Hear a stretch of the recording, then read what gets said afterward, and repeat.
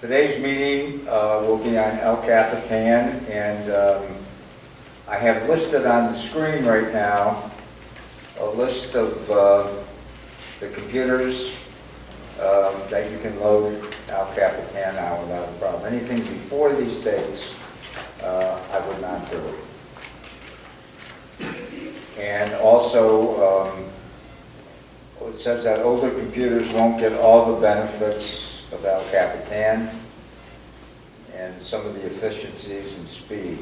So anything probably 2007, 2008, maybe 2009 could not benefit from, or some of the benefits you won't see. The first question I'd like to ask is how many people in the room have actually put El Capitan on their computers? Okay. I'd like to just, if we could, just tell us briefly your experience. Starting right here, we'll work our way around. Well, I had a problem. I couldn't get, I received mail, but I couldn't send mail out. And so, it also lost my wireless computer connection. So Don, my husband, got on the phone with Apple and straightened out the mail situation. So he doesn't want to say about that. Yeah, for some reason, it jumbled up all of the email addresses, and we had to go back and reset all the email addresses. And I wasn't aware of that had happened with anyone. What do you mean by reset all the email? The outgoing mail was okay, but the accounts, yeah, the incoming accounts had to be changed. The names were switched, and I don't know why we lost some data. Okay. And so we had to replace it all. Since we're using a Comcast modem, we also have our own program. Well, the modem also picked up a Xfinity instead of our local Comcast, yeah. So I had to change that as well. Okay. Yeah, I've had some of that Xfinity issue also. Yeah. But I think I was starting to have that problem before also. Yes, I'm Bill Penninger, and I've used my computer extensively in the last week since I've downloaded El Capitan. I've used the internet, I've used Pages, a number of other things. I've had no difficulty at all. And I guess maybe just because I'm naturally slow or something, I haven't noticed any speed up of anything. But I've had no problems. Okay. Next. I had a catastrophe. Ooh. I put it on and it ran fine. I have an iMac 2012, so it's a year and a half old. I put it on and it was fine. Ran fine until I opened mail. And I have a collection of different mails, one of which is Gmail, and one of which is still a POP server. It turns out that Gmail and POP servers both have problems with El Capitan, and Apple knows about it. It freezes up and it won't convert the library when it does a mail conversion, mailbox conversion, and it was a pretty substantial issue. When I tried to go back to Yosemite, my hard drive crashed. My Fusion drive crashed. So unrelated. I'm sure it's unrelated to El Capitan, but the hardest thing was the mail issue. 4 hours on the telephone with Apple. Peggy's was POP as well. Yeah. What's that? Peggy's was POP. Yeah, Okay. POP and Gmail both have problems. And mine's a MacBook Pro laptop. Okay. Which computer do you have? I have an iMac. which is the desktop version, you know, What year? I bought it last year, so it's what they call late 2012 model, but it's a year old. But everything else worked well. Who's next over on this side? Yes, sir. I have several computers, and my newest one is an iMac.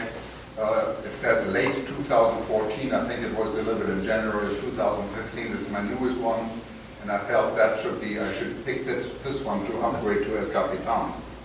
And I described what happened in an email to our user group. Everything seemed to be fine, and it stated that the amount of time left until the installation was complete. In my case, it was 14 minutes, maybe 24 minutes, and then all of a sudden it stopped. And I noticed the computer actually had gone to sleep. It was not shut off, it just had gone to sleep. So I awakened it. And then a few minutes later, the same thing happened. And on and on and on. And I found no solution, so I decided I'd take the risk of shutting it off, not knowing what would happen to an installation progress if you really process, if you shut the computer off. So I shut it off, and about 5 minutes later, to be on the safe side, I booted it up again. And it resumed. Fortunately, it resumed the installation process. And it got to sleep one more time, and I awakened it, and then it completed the installation process. But I was very concerned because I didn't know what to do, whether you could actually go back into Yosemite using the recovery disk and so forth with the new system. But that aspect went fine. Then I noticed that a message came up that Dropbox was incompatible. And I found out later on it was my version of Dropbox that was incompatible with El Capitan.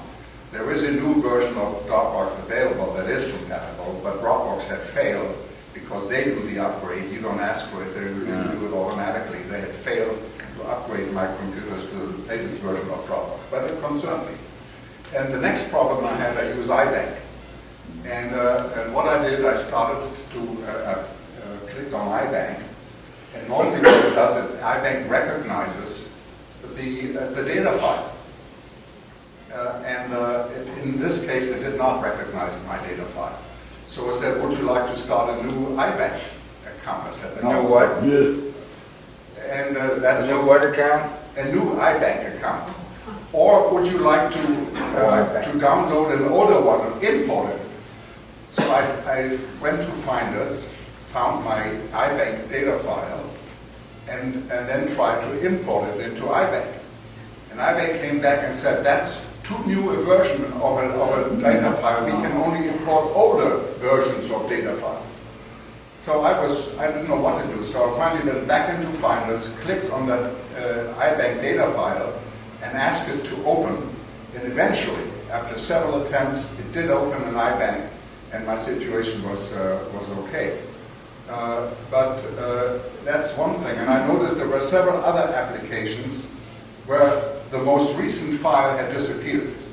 El Capitan had just done away with it. Also, I noticed a few things that I've not read anything about. There are some minor changes to the mail application. I, for example, like to go to mail all the way down the bottom. There are a few icons. If you click on them, you know what the activation is, how many messages you have in a particular mail account. That opportunity is gone. That's something I know. It also claims that it has developed speed. Well, my computer, this one, is the latest and the fastest. I don't see any speed gain at all. But I do have some non-Apple apps like an iBank, not a genuine Apple app. And when I click on them to get started, it takes them a long time, and the icon down on the dock begins to bounce back and forth. And I don't see any particular, I cannot notice any gain in speed whatsoever. So these are my comments. I like the picture, I like the Capitan mount, it looks great. Other than that, I have not noticed any difference at all, no improvement. I had some hurdles that I've overcome because I enjoy that in a way, but there may be some progress, but that's my comment to Capitan so far. Okay, let's start right here. I had the same trouble as Eckert. Eckert wrote the thing to the club probably 2 hours after I installed it. And I wanted to say right away that screen turns black, and it probably takes another hour and 15 minutes for at least mine did, to go in completely. And when it was done, I don't have any non-Apple, but it's working fine. I've had a couple of freeze-ups. Before I did it, I backed it up twice. I updated everything that I had. I tried to be perfect, and it just took ages. And I don't think it's running any faster either. I like it, but I don't think it's running any faster. But my computer is a 2011, my MacBook Pro. Shouldn't be a problem. Yes? George, I had 2 issues. I have 2 desktops, so not 2010 24-inch and 2014 27-inch iMac. On both of those machines, when I downloaded the software, they failed to restart by themselves, leaving the circling disk. And like you, what I did is manually rebooted it with the button on the back of the machine, wondering what was going to happen. It did start up and then continued to load the software. So El Capitan is on both machines right now. Seems to be running fine. Second one, I noticed on both machines, it seemed to randomly archive all my red emails. Oh, you're what? All my red emails that I had stored on the machine. All of a sudden, I noticed that they had disappeared. I thought, well, let me look in archive. Good Lord, they got to be there somewhere. And lo and behold, it just seemed to go through and select various emails and put them in the archive file, which was not a big issue. I still had those that I wanted. They were just in a different place. But I had no knowledge whatsoever as to which ones they chose to archive and which ones they did not.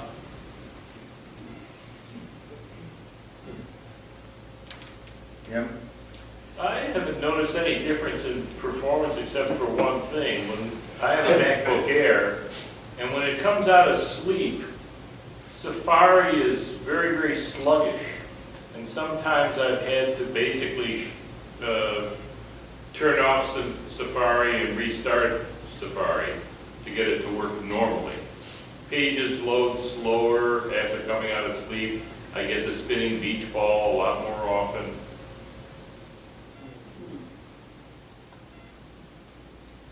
Anybody else? Vicki? My install did the same thing. It hung up at 30 minutes and it stayed on 30 minutes for about 45 minutes. And I thought I might have to restore because when I updated to Mavericks, that's what I did have to do. But eventually it did.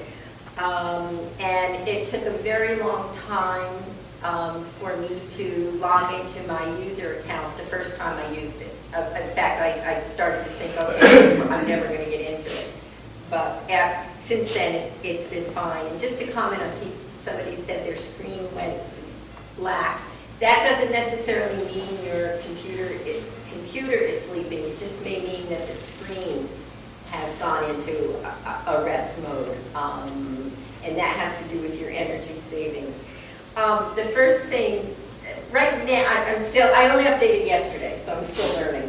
I did notice that numbers open very quickly compared to, it used to take a very long time for numbers. I haven't tried pages yet, because that's always been a slow one too. I have some files that are labeled with like 3 colors, and initially I lost all those 3 colors, but they came back when I went to one of them and tried to add a color, and then all of a sudden all the colors came back. Mail has been, I've had some annoyances, some glitches in mail. The biggest annoyance is that I also have a number of email accounts, and I have a Gmail that is supposed to be my default to send messages from, no matter what mailbox I'm in, if I'm out of my inboxes. And it keeps insisting on using a me.com, my me.com address. I haven't resolved that yet, so because I don't use the knee.com, I just disabled that account on my computer for now, so it's not so annoying for me. I've had some little things. I use the classic view, and when I go to the window below for a message, I can't scroll on it. But if I double click on the message, open it up in a new window, close that window, then I can go down to that bottom pane and scroll. Don't know what that is. And also, I tried to send an attachment this morning, which was a PNG on my desktop, and I tried to do it by going up to the paperclip, and it didn't show up as an option, but I was able to, of course, drag and drop, and it worked. So those are just some little minor mail annoyances. Somebody just showed up, I haven't seen in a long I've seen him. time. Anyway, by the way, I was referring to Mitch, and Mitch will be doing the presentation next week I gotta go. on iOS 9. Okay, so I really have had a few mail issues. I think my computer is running faster.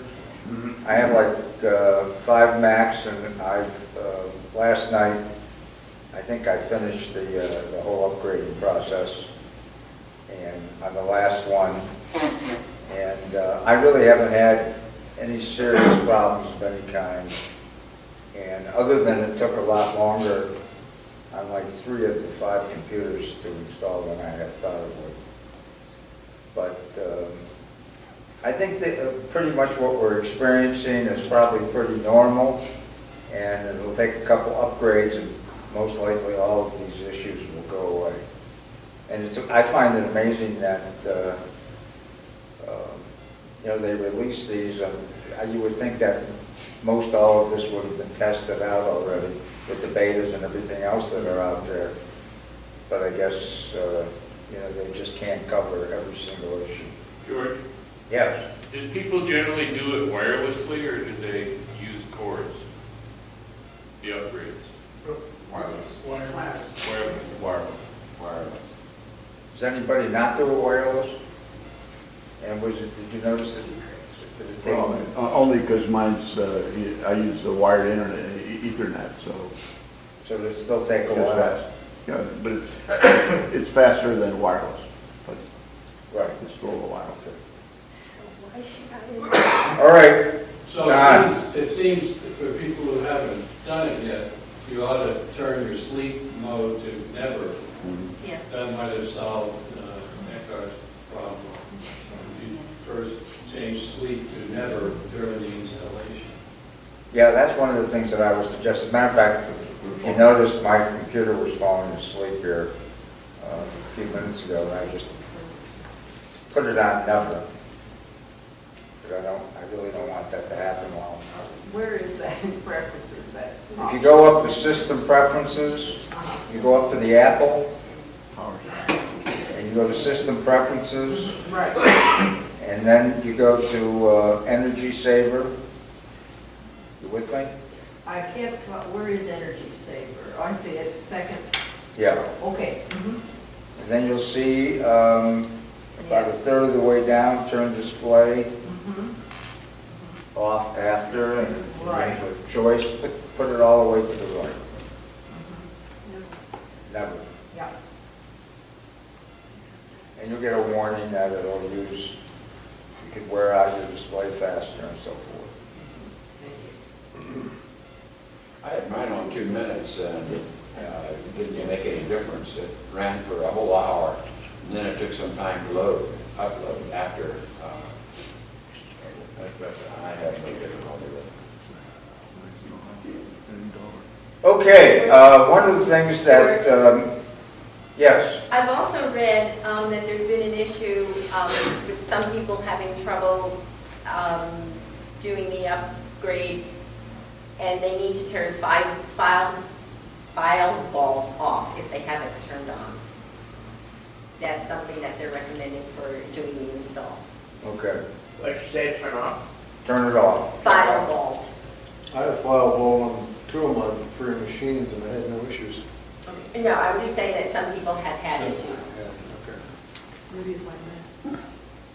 Well, if you haven't turned it on, you don't have to worry about it.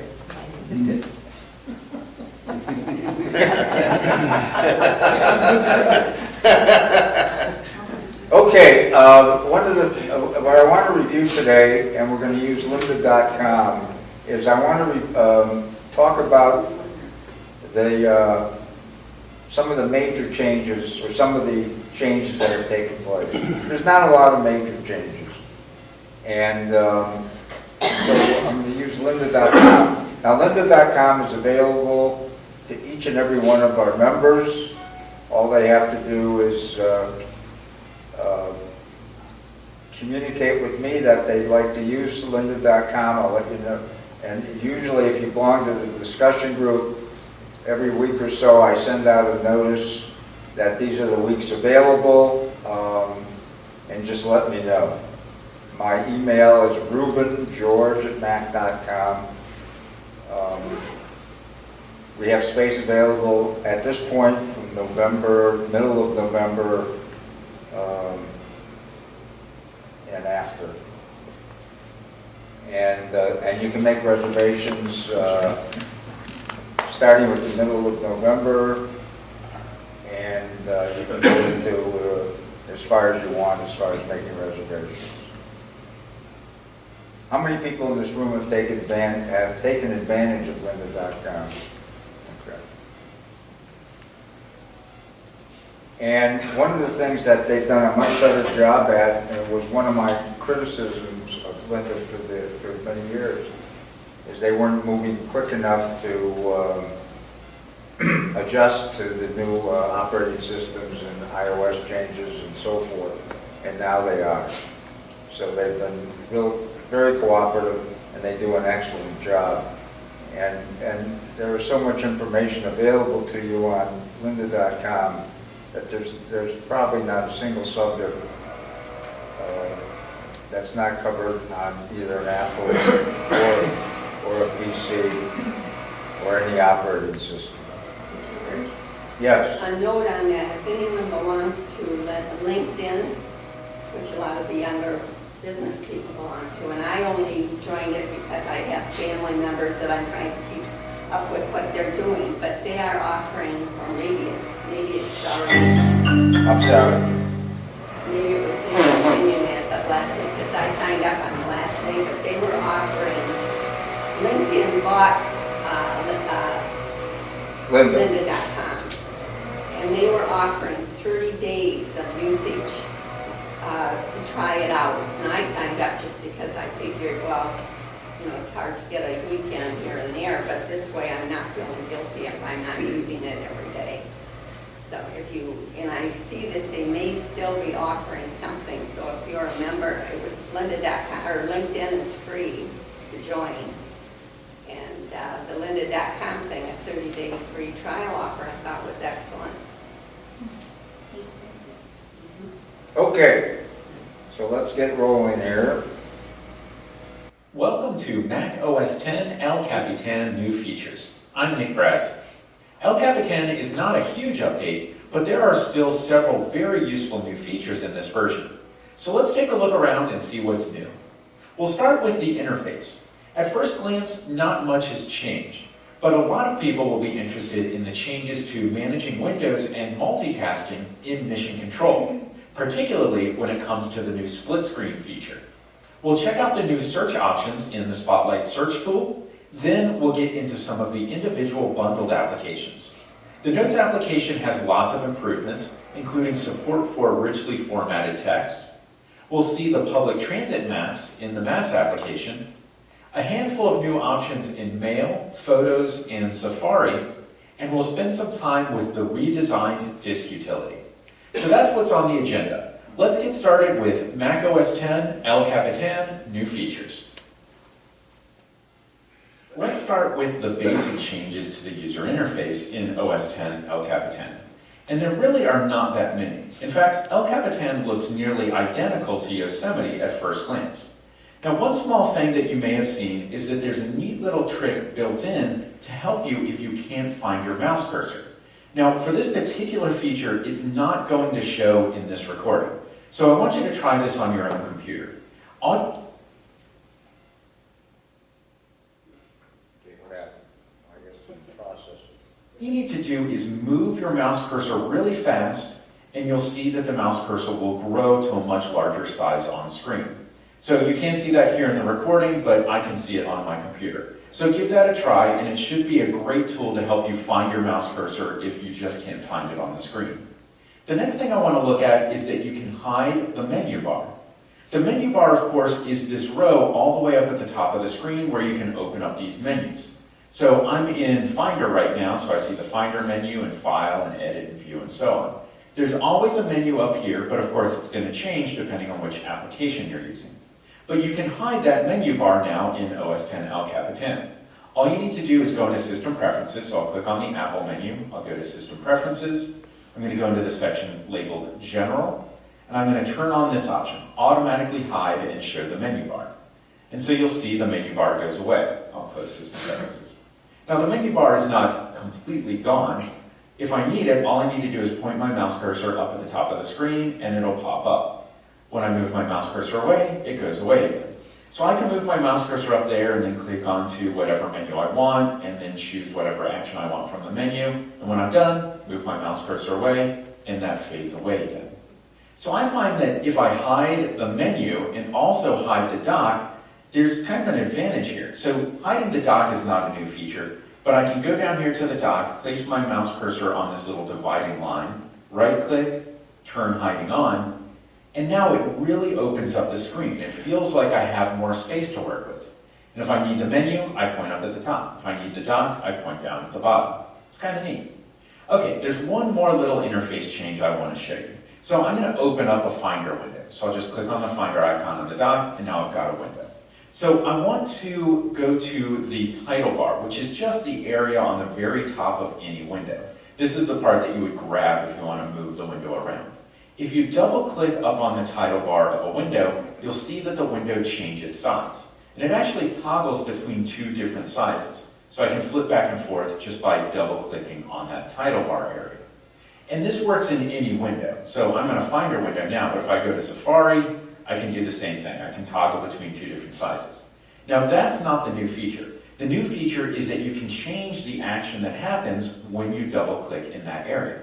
So I'm going to go into System Preferences, and this setting is actually in the System Preferences for the dock. So I'll choose that, and I'm looking for this option here. Double click a Windows title bar to, and it's currently set to zoom. That's the option where it toggles between two different sizes. I'm going to switch it over to minimize, and I actually prefer this myself. So I'm going to close this window, and now when I double click on the title bar on a window, instead of changing size, it minimizes the window, which can be a really great, quick way of minimizing the window. And of course, I can get it back by going down to the dock and clicking on the icon to bring it back. So of course, you can minimize a window by clicking on the little yellow button, but I find it a lot quicker to, and it minimizes the window that way. So you're probably going to see a few other small interface tweaks in OS X El Cap, and you'll certainly see some differences inside of specific applications, some of which we'll talk about in the rest of this course. But as far as general interface design goes, there's really very little difference between OS X Yosemite and OS X El Capitan. Mission Control is the feature in OS X that lets you manage lots of windows and even separate desktops. There are a bunch of new enhancements to Mission Control, including one really big one, split screen, full screen applications. Let's see how this works. So I have 5 applications open. I have Safari, Mail, Address Book, Calendar, and Notes. I've got all of these apps open at the same time. This is one of those situations where things might start to look cluttered. One way to deal with this is to flip one of these applications into full screen mode so I can really focus on it. So if I click on Safari and I hit the green button up in the top left, now this application is in full screen. Now, I know you want to see the split screen trick, but you need to understand full screen first. This full screen app is in a space, which is sort of like having a separate desktop inside of Mission Control.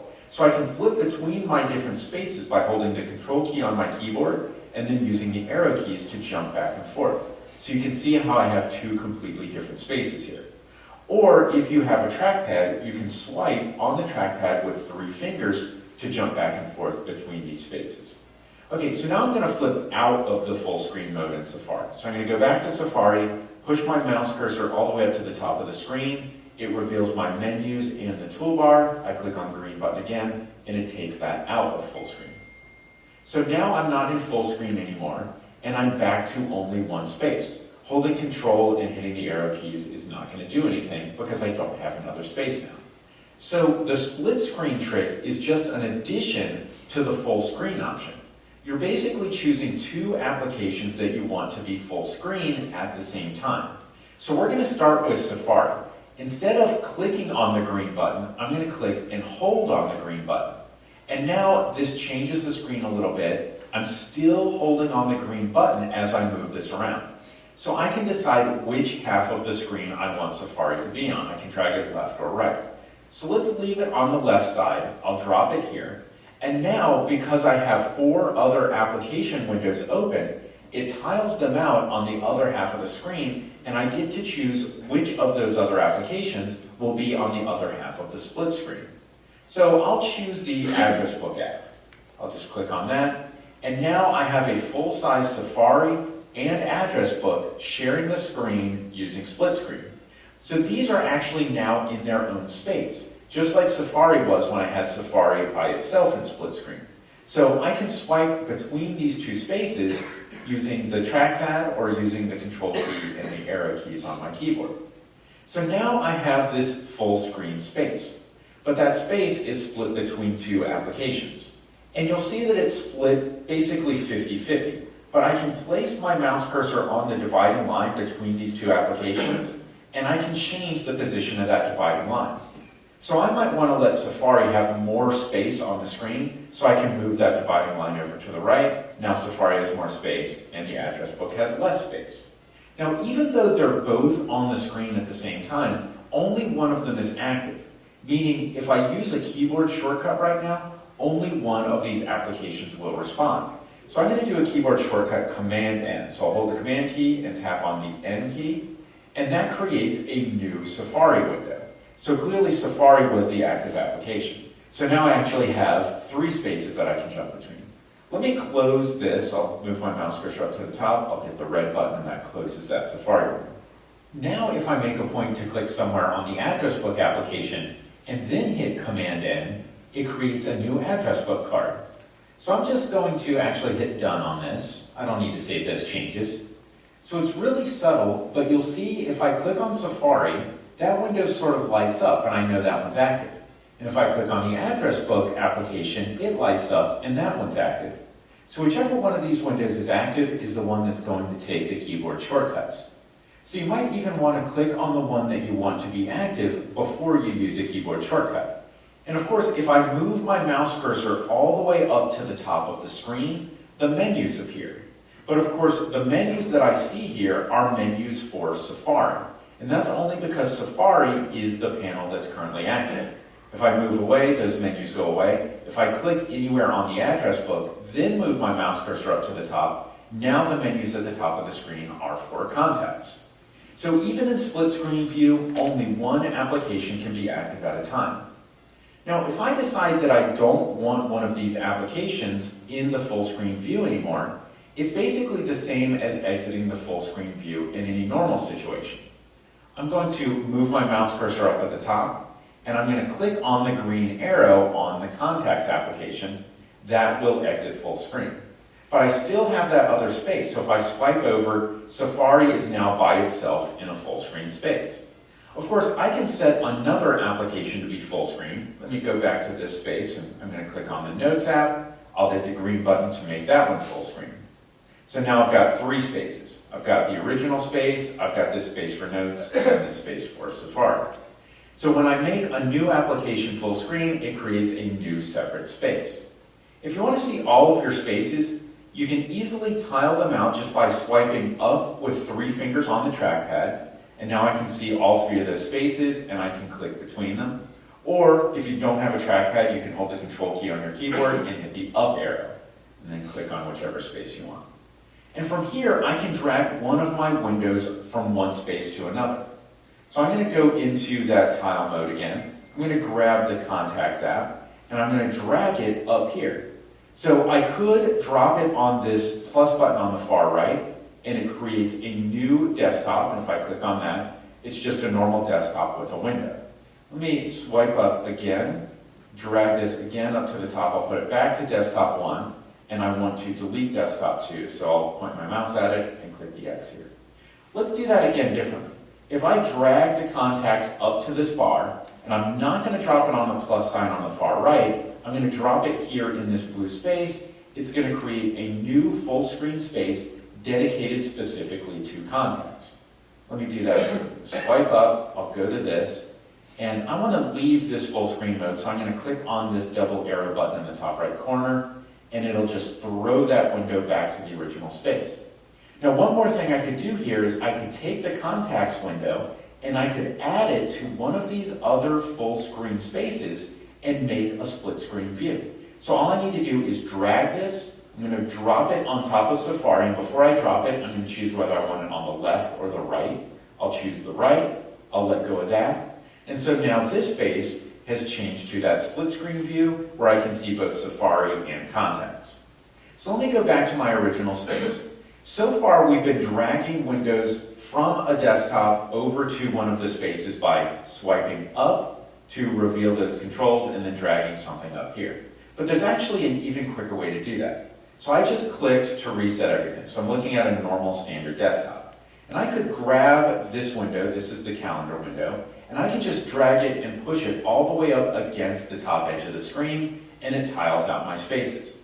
So I could drop it here to create a new full screen space, or maybe I want to put it in split screen with the Notes app. I could drop it there, and now I've got this split screen view there. So now I have a few different ways of creating new spaces, putting applications in full screen view, and putting applications in the split screen view, which is one of the more exciting new features in OS X El Capitan. In this movie, I want to take a look at some of the new capabilities in the Spotlight search tool. If you don't already use Spotlight on a regular basis, you can get to it either by clicking on the magnifying glass up in the menu bar, or you can use the keyboard shortcut, Command Spacebar. So just hold the Command key, tap the spacebar, and it opens up the search field. And you can do your search here. So first, there are a few new search options which can give you really quick access to information that you might be searching for. Like, for example, sports scores. So there's a baseball game happening right now, and if you're interested in that sort of thing, you could just open up Spotlight and type in the name of the team that's playing. So I'm going to type in Cubs, and after a moment, it finds a game that's currently happening, Cubs versus Pirates, and it gives me the current score. Now, I want to point out here, I did not press the return key. I just opened up the Spotlight search tool, I typed in Cubs, and it immediately found these results. Now, you don't have to search for information on a game that's currently happening. For example, I'm going to search for a football team, and it's going to give me search results for their most recent game. And I can also see a schedule of upcoming games. I can scroll through this, and I can see that information of that upcoming schedule. So you can do the same sort of things for stock listings. So maybe you want to know how Apple's stock is doing. You just need to know the stock symbol. So I'm going to delete my last search, and I'll search for AAPL, which is the stock symbol for Apple, and it gives me their stock information. And I can also do this with weather. So if I just type in the word weather, it gives me a weather report for my current location. But if I go a little further and I say weather in London, for example, it gives me the weather report for that location. I'll delete that search as well and reset here. So Spotlight also now has natural language search options, which means for some searches, you can just type in a phrase just as you would say it in a conversation. So let's say I'm looking for documents on my computer. I might type in something like this: files I edited today. So this gives me a list of documents that I made a change to and saved today. That's pretty neat. Or I might try this, videos from 2012. And so I get a list of videos that I shot in 2012. I can click on them to preview them, and I can even play them right here in the Spotlight window. I'll pause that. Here's another one I want to try. I'm going to search for files from Garrick. Garrick is a friend of mine who sent me some files as email attachments, and it finds those files. So what happened here was I was in mail one day, and actually it was today. I received this email with these files attached. I dragged these files out of the email message into a folder on my computer to save them. So now when I go into Spotlight and I search for files from Garrick, it finds these files because they came to me through an email message from Garrick. So that's pretty neat. And finally, I want to just show you that you have the option to resize the Spotlight window if you want. So I can place my mouse cursor on one of the edges or a corner, and I can resize this window. So I can stretch this out. So if I do a search and I get a lot of results that I need to filter through, I can make the window bigger and it's easier to browse through. So now you've seen the next step in the evolution of the Spotlight search tool. With each new revision, it gets even easier to find things that you're looking for on your computer and on the web using Spotlight. If you use the Notes application in OS X, you're going to see some pretty big updates in El Capitan, giving you much more versatility than simple text-based notes. So I'm going to launch the Notes application, and once I'm in the application, I can see some of my notes. But I want to go up into the toolbar, and I want to click on this button in the far left to open up the categories. The Notes application has the ability to synchronize your notes across multiple devices using an online service like iCloud. I can store my notes in my iCloud account or in my Gmail account. But the categories that you see will depend on which accounts you have set up on your computer in System Preferences. So let's take a quick look at System Preferences. I'm going to go into the Apple menu. I'll open up System Preferences from there. If I go into iCloud, you'll see that I've already logged in and registered this computer with my iCloud account. But I'm going to take a step back here because I also want to look at internet accounts. So I can see both my iCloud account is listed here as well as my Google account.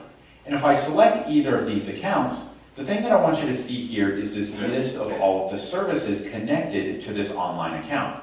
And one of those services is Notes, and Notes is enabled for my iCloud account. And the same with my Google account. If I go there, Notes is enabled for my Google account. So now I can quit System Preferences and go back to Notes. And that's why I have a category for iCloud and a category for Google.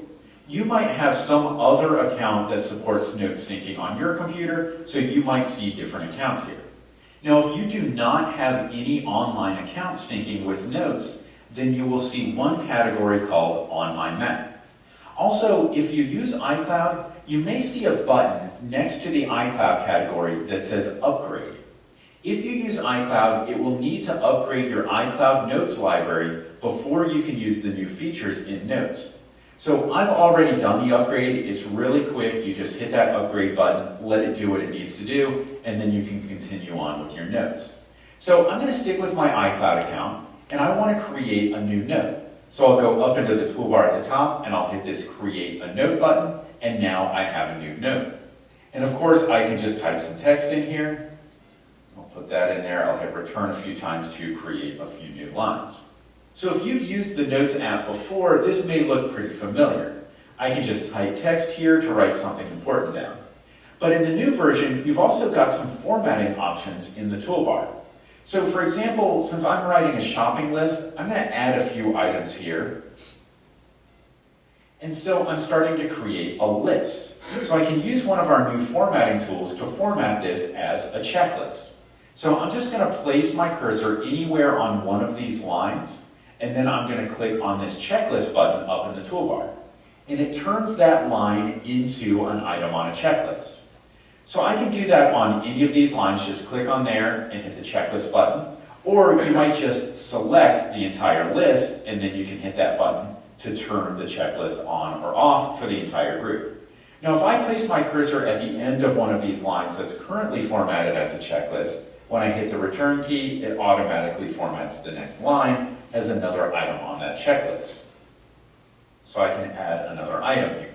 What's great about a checklist is you can come back and click on these circles next to these lines to check off an item if it's done. So you can start to see the idea of adding more rich content to your notes.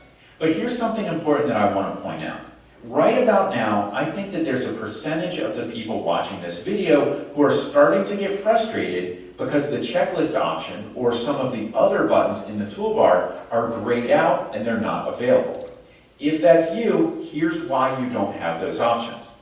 I'm going to jump over to my Google category and I'll choose my notes under Google. I'll create a new note here and you'll see that these options for a checklist and for style are not available. If you go into any category other than iCloud or on my Mac, then you will not see those extra formatting options and content tools. If you have your notes stored on a Yahoo account or a Gmail account or something like that, or any other online account other than iCloud, then you can only store simple text-based notes. So that's why I wanted to talk about categories before I went into these options for creating notes. So if you are working with an account that supports simple text-based notes, there's really not much to talk about here. So let me go back to iCloud, back to my notes there, and back to the note we were working on, and we can talk more about those content tools here. Okay, so we saw the options for creating a checklist. Let me click on the top line up here at the top, the one that says shopping list, and we can look at our style options. And that's going to be this button here that looks like a capital and lowercase a. I click on that, and I can change the style of this line. So I'm going to select title because this is a title line, and it formats that as a title. You'll notice I did not have to select the text, I just had to have my cursor somewhere on that line. Let me look at another style option. I'm going to select all of the items on this checklist, and I'm going to turn the checklist option off. And then I can go into style, and maybe I want to make this a bulleted list, or maybe I want to make it a dashed list. Or maybe I want to switch back to the checklist, so I can go and hit that button again. And just so I've got it here, I'm going to click on one of these items to check it off. Great, so we can add checklists, we can change the formatting of text. And another thing, of course, that we can do is we can add photos to a note. And that's going to be the third button up here in this cluster on the toolbar. If I click on that, it's going to open up my photo library from the Photos app. So I can scroll through here, I can find a photo that I want to add, I can select it, and then I can drag it and drop it onto my note. Then I'm just going to close this because I'm finished here. So now that we've seen the new tools that we have for formatting rich content in notes, I want to talk about sharing notes.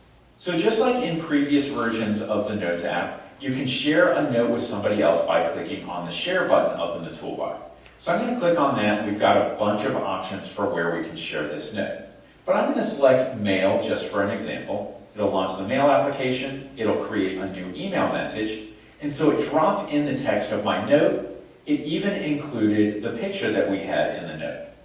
So I can see the formatting came over for this title line, but there is no option in an email message for a checklist. So it just converted this into a bulleted list, and it gives me different bullets depending on whether that item was checked off or not over in the Notes app. So I could type in who I want to send this message to and send it, but for now I'm just going to cancel this note and I'm going to quit the Mail app. And so the last thing I want to talk about is deleting notes. If you are in the iCloud category or the On My Mac category, when you delete a note, it does not get completely deleted immediately. Instead, there's a recently deleted category. So let's look at that as an example. I'm going to select this note we just made just by clicking on it. I can hit the delete key on my keyboard, or I can hit the little trash can button in the toolbar, and that will delete the note. But it's not completely gone, because if I look over at my categories over here on the left, I see now there's a category called Recently Deleted under iCloud. And again, if you don't see your categories, you can toggle those on and off with this button in the toolbar. So if I go to Recently Deleted, it works pretty much like a trash can. When I delete a note, it goes here until I choose to permanently delete it. But the Notes app is set up to automatically delete your deleted notes after 30 days. So if I do nothing, 30 days later, this note will be permanently deleted. But if I definitely want it gone, I can select it here, I could hit the trash can to delete it, and now that my recently deleted notes category is empty, I see that it just goes away, so I don't see it at all. So those are the new features in the Notes application in Mac OS X El Capitan. And of course, if you do have these notes stored in your iCloud account, they will be available in the Notes app on any other iOS device or Mac computer where you have your iCloud account set up and upgraded to the new version. I'm going to put together an email, and I'll send you pretty much all the information that we're covering, so that you can review it and figure out how to use it yourself. I'm just trying to give you an overview of what is available. There's a few other ways to get this information. If you go to YouTube and you just Google El Capitan Spotlight, you'll get the availability of many tutorials, or split screen, or any of these issues that we're covering. Somebody has already gone and put up a tutorial on YouTube. And if you want it in Chinese, you can get it in Chinese. Or if you want it in Hebrew, you can get it in Hebrew. So all of this information is available. You can just Google it, and you can get written tutorials. Or you can go to the Apple site, and they have some great descriptions and all of this information. Also, Jerry has mentioned, and I've mentioned, and Mitch has mentioned, Notebloom, Tutor 4, and he's got one out already. And I think some of you have taken advantage of his $30 a year membership, and all those are available to you. And if any of what I'm talking about doesn't make sense to you, or you don't understand it, you can just flip the email through the discussion group, and I'll send you all the information on how to get Could we that. access the videos? What? After you send the mail, can I then access one of those videos? I'm, for example, interested in the mail video that we haven't seen yet. We may run out of time, and I was just wondering, if you don't show it today, can I access it, or do I have to sign up for Linda? Well, you would have to sign up for Linda, but what I would do in your case, well, do you have the Notebloom tutorial? Yes. Well, he's done it. Yeah, He's got the same not, thing. He's not covered mail though under Capitan. I just checked it yesterday. He didn't cover it? No, it's Okay. the old version still. Yeah, let him know that. Yeah, because I've gone through the... I thought I looked at it, and I thought it was covered. I have gone to the El Capitan. That's very good, but it doesn't cover the new mail issues, I don't think. Okay. Yeah. Go to YouTube. It's covered on YouTube. Go to Apple. It's covered on Apple.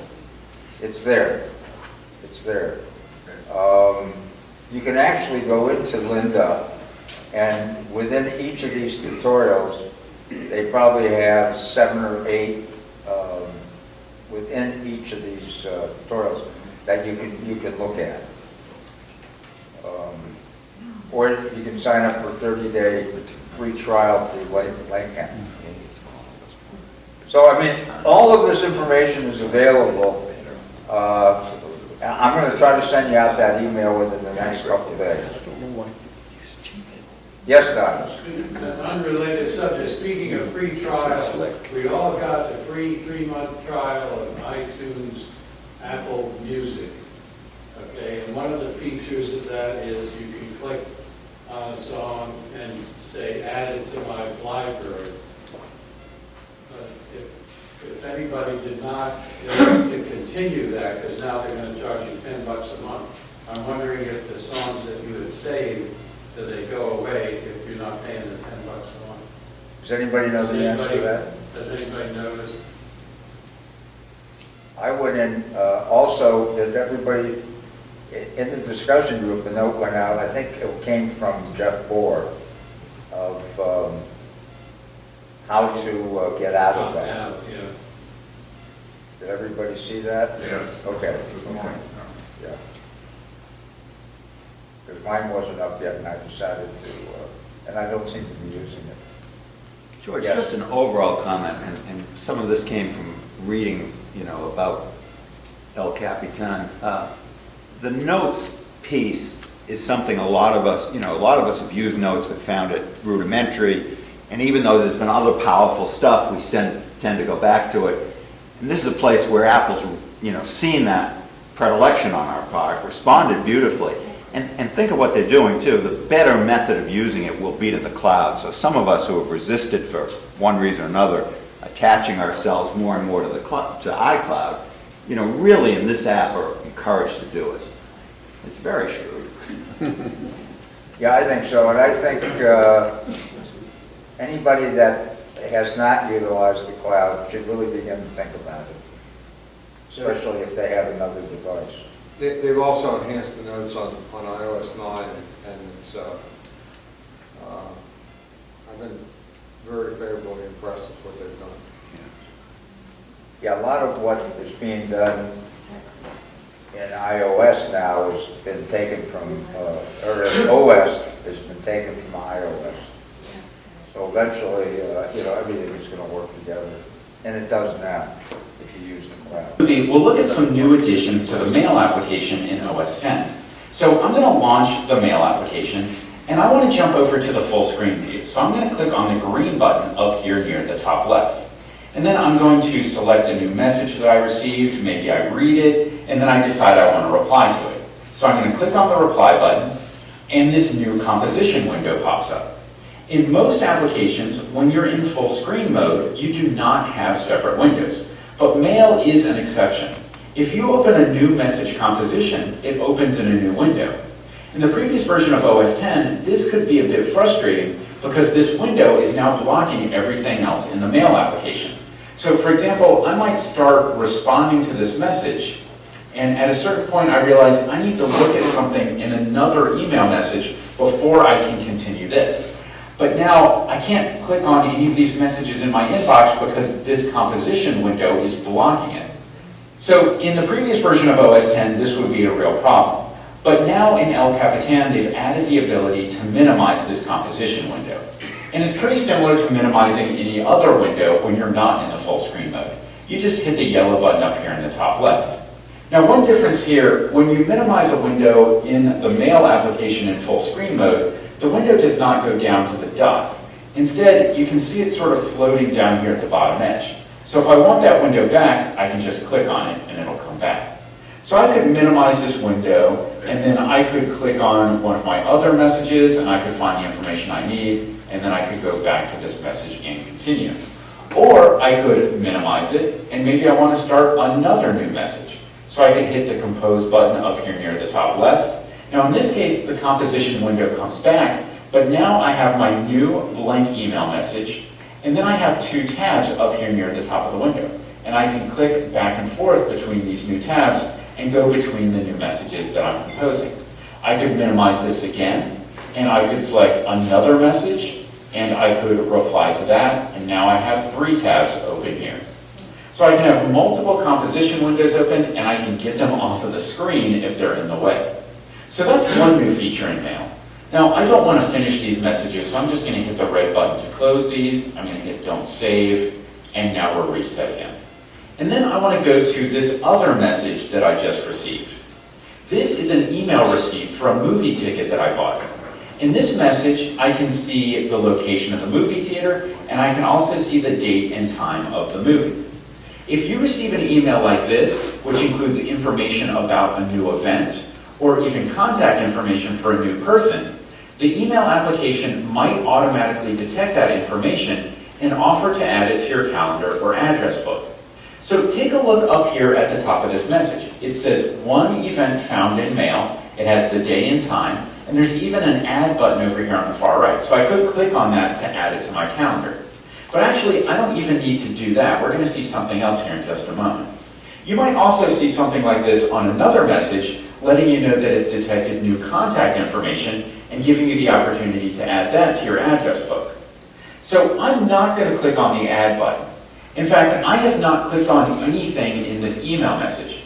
That's important to keep in mind because I want to show you this. I'm going to quit the email application. So I'll just point my mouse cursor up here to the top edge of the window. I could leave full screen or I could just quit. From here, I'm going to go into the calendar application. And I can see in my calendar on Thursday at 8 o'clock, it already has that movie added to my calendar. So the mail application recognized that event and automatically dropped it into my calendar.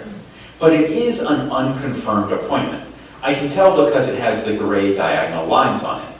I could, of course, select this appointment, then hit the delete key on my keyboard to delete it, or I could double-click on it, and if I want to confirm it and add it to my calendar, I could hit this Add to Calendar button. I'm going to leave it alone for now.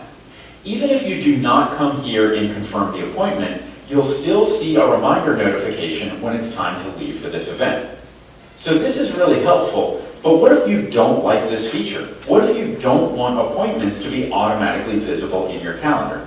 Well, all you need to do is come here to the calendars, and you want to go to this sidebar on the left. If you do not see the sidebar, all you need to do is click on this button that says Calendars, and it will open the sidebar. In the sidebar, you should see a calendar listed called Found in Mail. That's where these appointments will reside. And if you don't want to see those appointments, just click the little checkbox next to Found in Mail to disable that calendar, and then you won't see those appointments. Keep in mind, this feature will not always work. It does need to be in a specific format that the mail application will recognize. But when you receive receipts for movie tickets or confirmations for restaurant reservations or similar things like that, it should automatically add those to your calendar. In this movie, we'll look at the new features in the Safari web browser, starting with a new way of working with and saving tabs. So of course, I'm going to launch Safari, and I want to start by going to a web page. But when I browse the web, I usually use tabs, which is a great way to have several pages open at the same time. So I've got the Wikipedia page open, and I want to leave that page open and create a new tab. One way to do that would be to hit the plus button up here near the top right. Now I have a new tab, and now I can navigate to another website. I'll just type in the address for that and hit return. So of course now I have two tabs open, and I can jump back and forth between them. I'll make another new tab. This time I'll use the keyboard shortcut Command T to make a new tab, and I'll go to a website here. So now I've got three tabs open. And if some of the web pages on these tabs are sites that I go to on a regular basis, I might open these same tabs pretty often, maybe every day. Since I know that I'm always going to want to open these tabs, I can use the Pin Tabs feature to sort of save them. So there's a few ways to do that. With this tab currently open, I'm going to go to the Window menu, and I'll choose Pin Tab. And so that goes all the way here to the far left, so I can click on the Wikipedia tab that I had before, or this other web page, but I'm always going to have this tab all the way on the far left for that tab that I pinned. Now here's another way to do it. I'm going to select this tab, I'll right-click on the tab, and choose Pin Tab. So now I have two tabs pinned over here on the left, and of course I can switch back and forth between them. So these tabs are always here, and I can click on them to view them whenever I want. This is pretty similar to bookmarking a page, but this is something that I would use for those few pages that I'm definitely going to visit on a regular basis. What's really great here is that I can now quit Safari, and now whenever I launch Safari, those tabs are still pinned over there. Now, the Wikipedia page is open because that is what I have currently set to my home page. But I also have quick access to those other pages that I pinned using pinned tabs. Now, of course, I can remove pinned tabs pretty easily. If I right-click on a tab, there's an option to unpin tab, and that just breaks it out into a normal tab. And of course, I can switch back and forth between that. And if I want to close it, I can close it just like any other tab. I just hit the X in that tab, and it goes away. Now, if I want to just completely get rid of a pinned tab, I can right-click on it. Instead of unpinning it, I can just hit Close. So those are two ways of removing those pinned tabs. And now if I quit Safari and launch it again, I'm back to where I was when I started. I no longer have those pages tabbed. Now before, we started by opening a brand new tab, and then I pinned that tab. Right now, I only have one page open, so I do not see multiple tabs at this point. So there's nothing to right-click on if I wanted to keep this particular page as a pinned tab. But I can still pin this page as a pin tab. I just have to go to the window menu and choose pin tab there, and then I've got that. So now I've got the pin tab, and I've just got an empty tab with my favorites where I could open up some other web page here. So even if the tab bar was not visible, I can still pin a single page. All right, so that's pin tabs. There's another set of new features relating to tabs, so I want to open up a bunch of other tabs now. So I'm going to go to this web page here. I'll hit Command-T to create another tab. I'll go to this page, Command-T, and this page. So now I've got 3 normal tabs open as well as that pin tab over on the far left.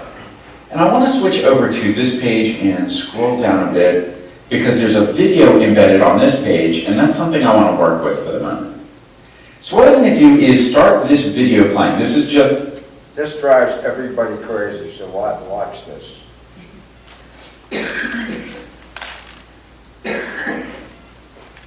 It's a normal video embedded on a web page. It's happening all over the world.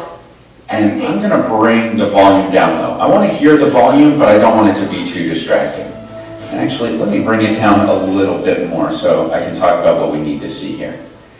So now if I go to a different tab, sometimes you'll find this scenario where there's video playing on a tab, and you may not even know which tab that video is playing on, but the audio is getting distracted.